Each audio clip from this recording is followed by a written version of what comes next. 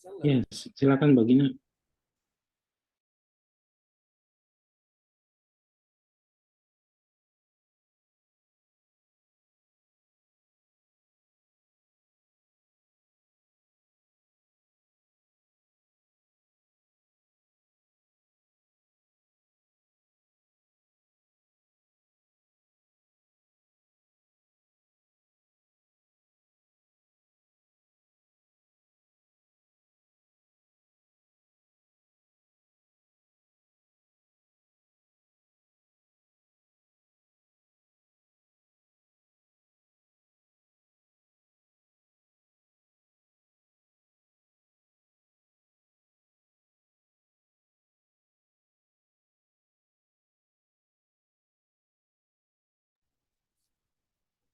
Assalamualaikum warahmatullahi wabarakatuh.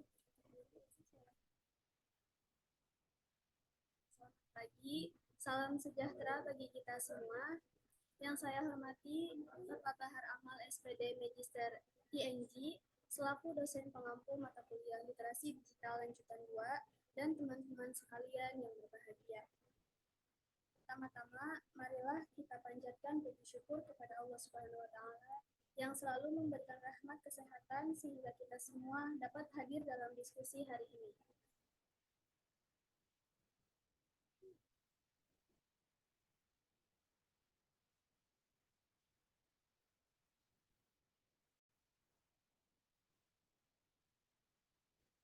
Perkenalkan, saya Alia yang akan bertugas sebagai moderator. Adapun anggota dari kelompok 4 terdiri dari saya sendiri, Alia Nazwatul Laifa dengan akhiran NPM 03, kemudian Bima Maulidansyah dengan akhiran NPM 04, dan Dinayatul Khairian dengan akhiran NPM 16. Untuk mempersingkat waktu, langsung saja pada penyampaian materi yang pertama. Materi yang pertama akan disampaikan oleh saya sendiri.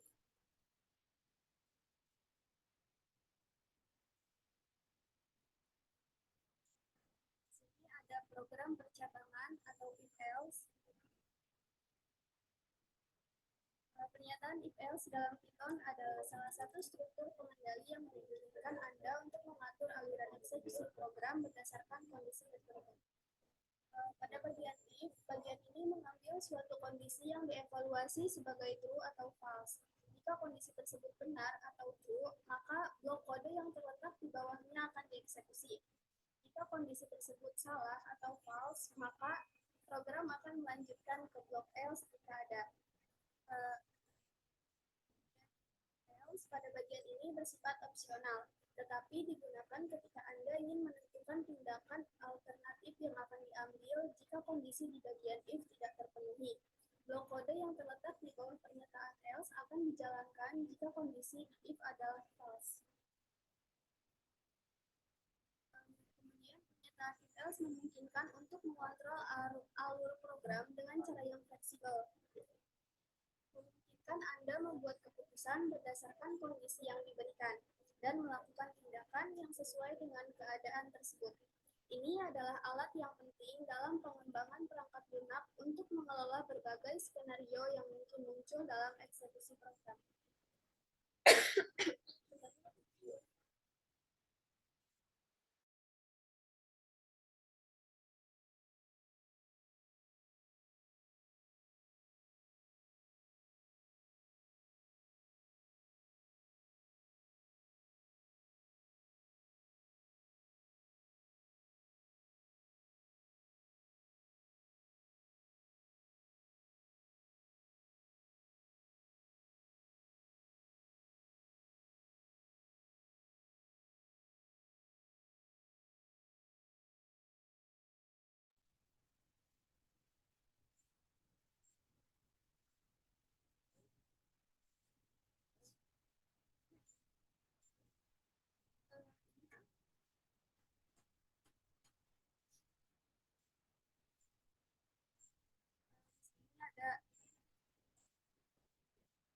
Di sini ada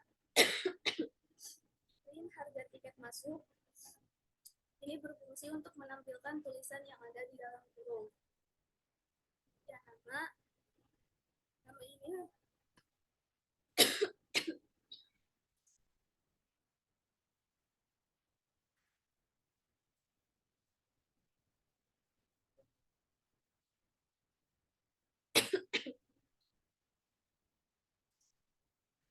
adalah rumus untuk menginput dari masukan nama Anda. Kemudian umur untuk menginput masukan umur, tetapi ada tambahan integrar yang berwarna biru, yang mana sebelum diinput karena untuk menginput angka. Dan ada rumus if else.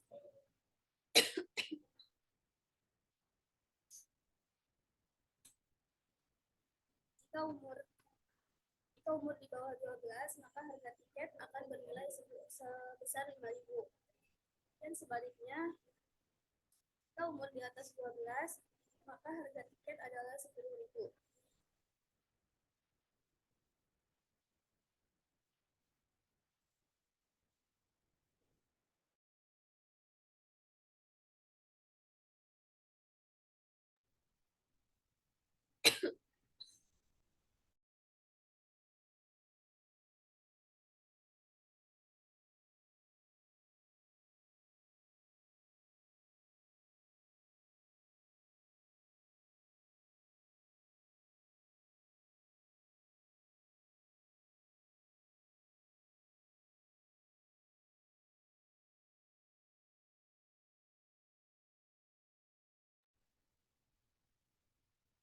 Bisa dilihat pada gambar ini merupakan program if else di atas umur 12. Dan ini program else di bawah umur 12.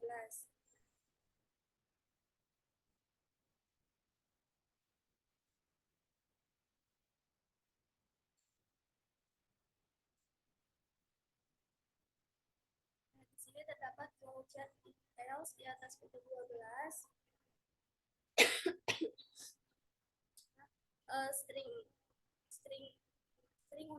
String untuk rumus memasukkan huruf. Jika integrar itu digunakan untuk rumus memasukkan angka. Output menampilkan harga tiket masuk. Outputnya untuk memberitakan user memasukkan nama Anda. Inputnya untuk memerintahkan user memasukkan nama. Kemudian outputnya memerintahkan user untuk memasukkan umur. Input umur untuk memerintahkan user memasukkan umurnya. Kemudian output nama Anda adalah akan keluar nama yang telah diisi karena di sini ada logo dan nama karena sesuai dengan string nama tersebut. Kemudian akan keluar output seperti ini. Nah, ini adalah flowchart if else di atas umur 12.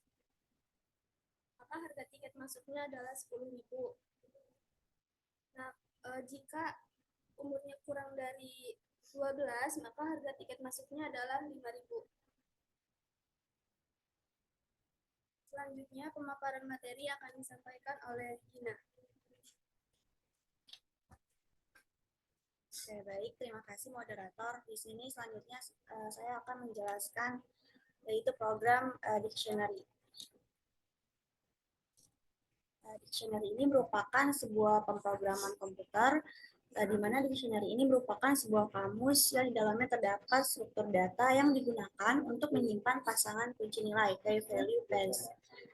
Lalu setiap kunci itu harus bersifat unik dalam satu dictionary, tetapi nilai-nilai yang terkait dengan kunci-kunci tersebut bisa berupa tipe data apapun, seperti string, angka, atau bahkan struktur data lainnya. Nah, dictionary ini ditandai dengan perawal dan pasangan kunci nilai dipisahkan oleh tanda titik. Untuk memperbarui dictionary, dilanjutkan dengan menambahkan entry baru atau pasangan nilai kunci, memodifikasi entry yang ada, atau menghapus entry. Selanjutnya.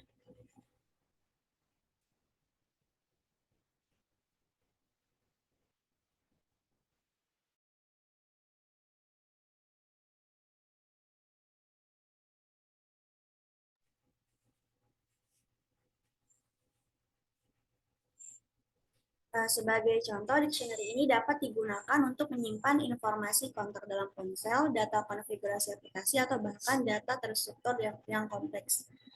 Nah, di sini ada template BIK mahasiswa, ada nama, NPM, SKS lulus, dan juga semester. Nah, NPM ini ada 10 angka yang nantinya akan diisi oleh user dengan jumlah NPM-nya 10. Lalu ada print selamat datang. Ini berfungsi untuk menampilkan tulisan selamat datang dan dari data mahasiswa tersebut. Kutipan 20 ini untuk membuat tulisan selamat datang ini menjadi di tengah. Lalu ada from case. Ini untuk menampilkan data mahasiswa, rumus mahasiswa yang diambil dari template mahasiswa tersebut. Selanjutnya.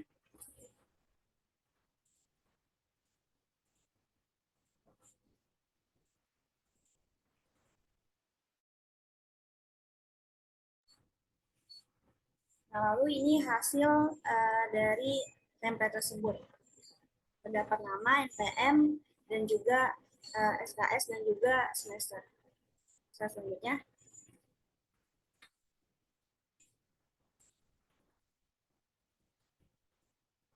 Lalu di sini ada flowchart dictionary. Terdapat variabel seperti string, nama, NPM, SKS, semester, dan juga ada output selamat datang. Ini untuk menampilkan selamat datang mahasiswa. Dan juga ada NPM, nama, dan SKS juga untuk menampilkan data dari mahasiswa tersebut. Nah, rumus logo dan nama itu agar sesuai dengan inputan yang akan diisi. Ini hasilnya. Seperti yang di sebelah kanan.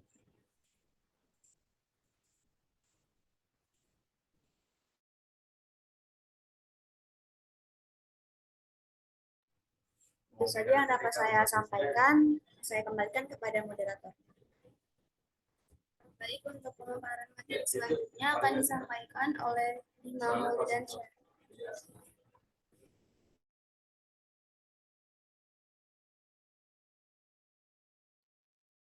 Baik, di sini saya akan memaparkan paket dan modul. Modul dan paket adalah dua konsep penting dalam pemrograman Python yang memungkinkan kita untuk memecah program menjadi kecil yang lebih padat dan diorganisasi.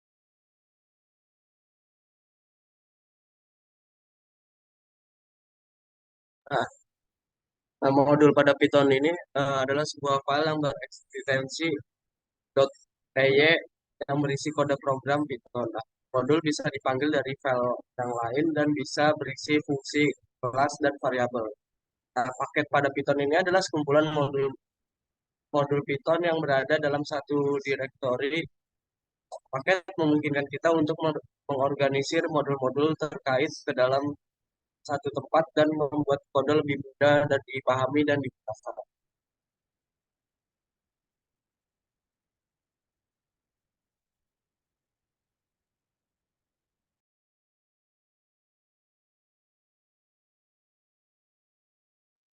Nah, di sini ada modul luas persegi, di mana di sini ada definisi hitung underscore luas underscore segi sisi. Nah, fungsi ini untuk luas persegi.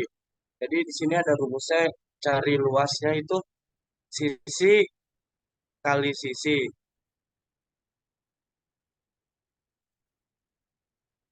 Kemudian di sini ada, karena tadi di modul cuma ada satu rumus doang, jadi di sini memakai rumusnya luas persegi aja. Jadi dari si paket ini mengambil dari modulnya itu dengan luas persegi, kemudian di importnya itu mengambil rumus dari si hitung luas persegi. Kemudian eh, dari si dari sisi ini kita memasukkan panjang sisi persegi. Nah, kemudian nanti dari programnya ini luas cara menghitung luas perseginya ini nanti si sisi kali sisinya yang terdapat rumus pada modul sebelumnya. Jadi kemudian yang terakhir ini ada tampilkan hasil dari luas persegi dengan panjang sisi Misalnya di sini masukkan panjang sisinya ini ada panjang sisinya itu 5. Kemudian nanti dengan hasilnya ini 5 kali 5 adalah 25. Kemudian di sini ada variabel integral luas luas sisi. Nah, di sini outputnya ini ada menghitung luas persegi dan masukkan panjang sisi persegi. Nah, dari si output ini kemudian ada input. Nah, inputnya ini untuk si user mengisi sisi sisi persegi tersebut. Nah, kemudian di sini ada rumusnya lagi untuk mencari luasnya ini sisi kali sisi dan nanti akan keluar dengan luas persegi. Luas persegi adalah dan eh, di sini ada logo dan luas ini rumus dari si variabel luas tersebut. Mungkin segitu aja yang saya sampaikan. Saya Valda moderator.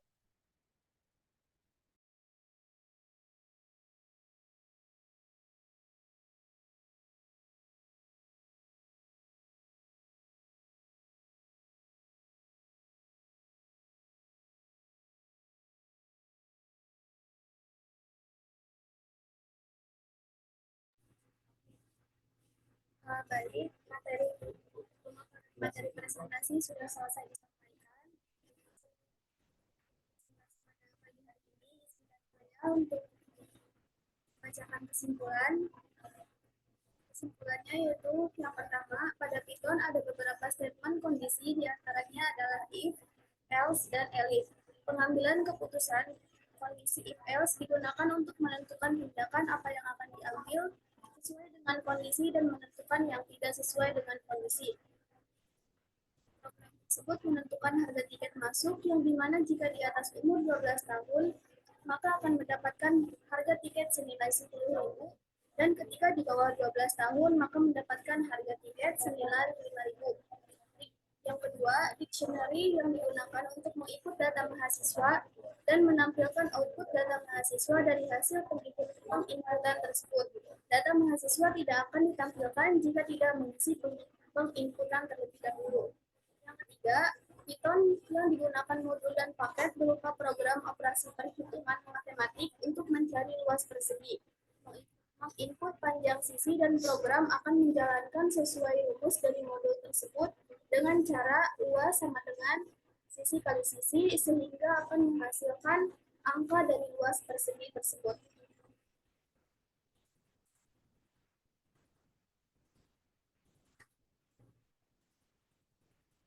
Demikian presentasi dari kelompok 4. Ya, Mohon maaf. Terima kasih. Wassalamualaikum warahmatullahi wabarakatuh. Waalaikumsalam. Ya, gimana Pak? Ada untuk kelompok 4 ada kendalanya nggak di mana?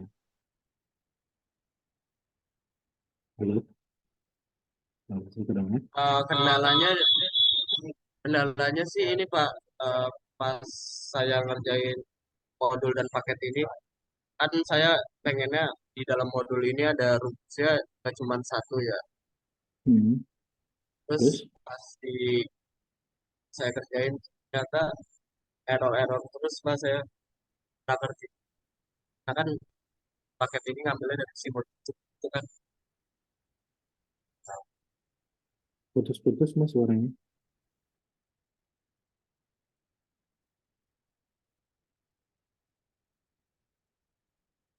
Halo? Halo? Putus-putus ya Pak sore. Mungkin kendalanya ini ada di modul dan paket sih Pak, karena sebenarnya saya di modulnya ini pengennya tuh ada beberapa rumusnya itu, tapi karena saya nggak ngerti nambahin rumus rumus lebih dari satu ini, jadinya saya cuma masukin luas persegi Pak. Karena pas Hmm. saya coba itu error terus, jadinya kalau misalnya Pak, Hmm. Ya, sebenarnya cuma tinggal nambah itunya aja ya, nambah variabelnya. Mungkin bisa dilihat dari yang PPT saya, dari referensi. Atau kalau masih nggak bisa juga mungkin dilihat dari apa tutorial-tutorial YouTube gitu. Jadi disesuaikan aja dengan maunya kalian gitu. Jadi VS Code ini adalah salah satu dasar dari yang nantinya contoh kalau misalnya pemrograman ini dikolaborasikan dengan memakai IoT itu namanya Internet of Things, dan juga dengan sistem Arduino, itu nanti ketika dikonekkan ke suatu alat, itu bisa kayak contohnya ketika apa namanya Kitol itu cara bekerjanya ya dari sistem ini. Misalnya jika saldonya masih ada, maka nanti langsung bisa disesuaikan dari ya kan ada chipnya. Nah itulah cara mengkomunikasinya. Tentu juga dengan sesuai dengan sensor ketika kita masuk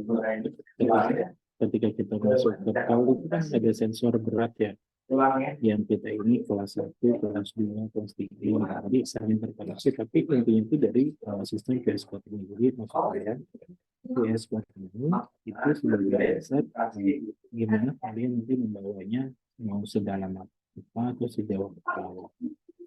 Jadi kalau misalnya ada kendala-kendala ya misalnya ya yang intinya jangan sampai nanti ketika kalian di dunia kerja itu nanti apa namanya sama sekali nggak pernah dengar, kalau misalnya ditanya apa nggak tahu itu nggak boleh ya. Paling nggak ketika ditanya ini kalian tahu coba mungkin lupa, jadi harus diperlukan seperti itu.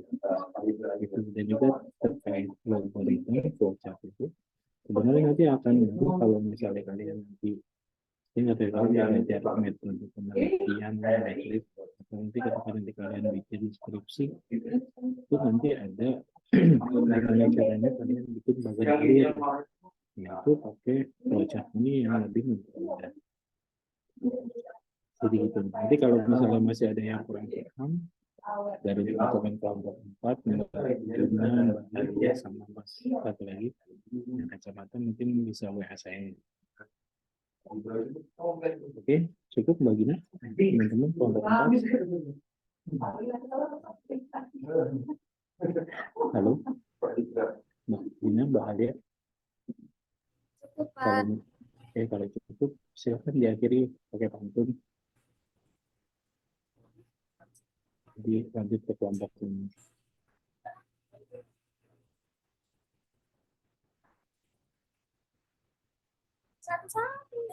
Satu. Belum dibatiin.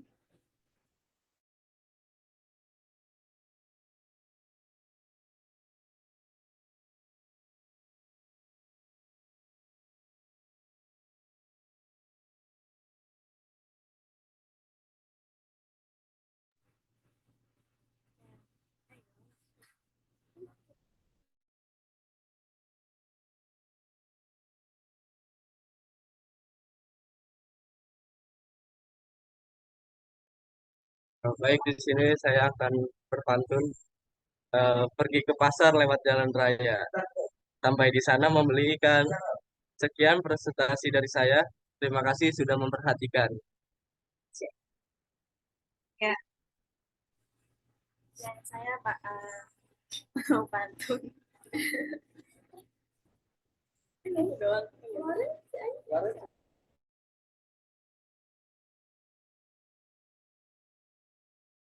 Ya, di sini saya mau pantun. Bubur soto meletup-letup. Ambil banyak, jangan dihukum. Sebelum presentasi ini ketutup, ucapkan wassalamualaikum. Pantun dari saya, sungguh enak buah serikaya, tapi jangan ditambah beluntas. Cukup sekian dari saya karena materinya sudah tuntas. Terima kasih. Assalamualaikum warahmatullahi wabarakatuh. Waalaikumsalam warahmatullahi wabarakatuh. Terima kasih teman-teman kelompok 4. Selanjutnya untuk kelompok 5, siapa ya? Saya Pak. Iya, Diana. Sama siapa Mbak Diana?